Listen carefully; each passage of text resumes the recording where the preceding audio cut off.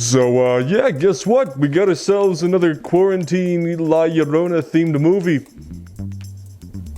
So let's get into it. Hello, friends, and welcome back to the Brockopp side, a place for those who live, talk, and buy movies. Feel like you fall into one of those categories, hit that subscribe button down below, and I'm just gonna take this off for now because, well, there's nobody else in here, and quite frankly, I can't see out of my glasses with this thing on. But anyway, so Lockdown is directed by Doug Liman, and is basically another one of these COVID taking advantage of the times kind of movie, where Anne Hathaway and Shitwell Ejiofor play a failing couple who are stuck in quarantine together who decide to steal a diamond.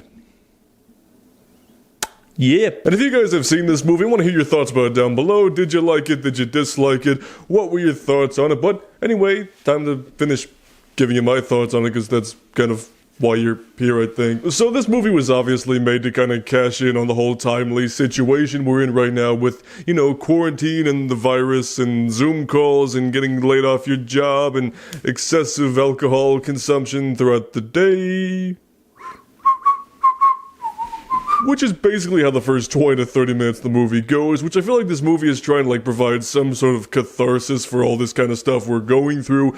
But the problem is we're still very much in the middle of all that, so I feel like that kind of stuff will be a lot more enjoyable once all this, you know, pandemic virus poopy poo-poo pee-pee stuff is a very long, distant, and very unpleasant memory. But that being said, I thought Anne Hathaway and Shitwell Ejiofor were great together in this movie. They definitely carry the whole thing, and they have some really good chemistry, and you could definitely believe them as this struggling married couple who, you know, that spark went out of their lives, so now they're just kind of stuck in this situation together, and I really enjoyed seeing their relationship improve from the situation at the beginning of the movie to where they are at the very end of it. I thought that was the best part of the movie by far. Granted, the dialogue between these two can get really corny at times, to the point where it feels like they're just reciting monologues from a stage play, and the kind of stage plays where the actors will, like, you know, come in front of the audience and give their monologues and stuff, which is especially prevalent at the beginning of the movie, where basically the characters kind of sound like they're going, "It was at that point upon one summer's eve I decided to take up smoking again, for this lockdown has wrenched my heart to its deepest malcontent." The movie is just a smidge under 2 hours, but it just feels really stretched out, because once like all the different pieces fall into place of,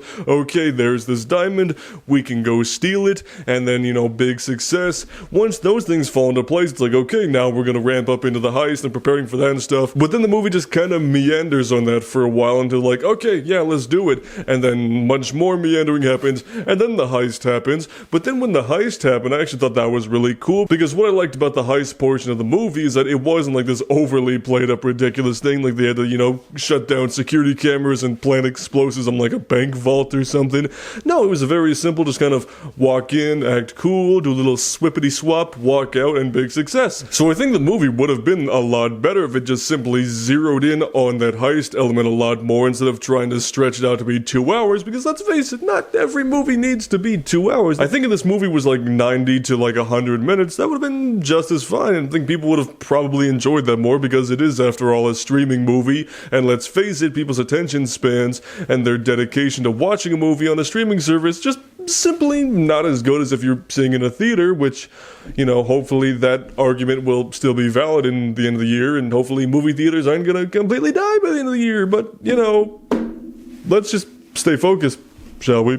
So overall, I thought the movie was a good effort. You know, not everything about it worked, but those couple elements like Anne Hathaway and Shitwell Ejiofor and the heist element, I really liked those parts. And like I said, you know, some of like the COVID lockdown stuff, I think that'll be a lot more enjoyable once, you know, we're not living in the middle of it. So if you want to check this movie out, it's on HBO Max. But overall, I'm gonna give it a silver unboxing machete. So if you want to see some more movie reviews, you can check out this playlist right over here. And if you want to see what YouTube recommends you watch me next, you can check out that video right down there. And of course, subscribe if you live, talk, and buy movies. And we'll see you on the Brockopp side.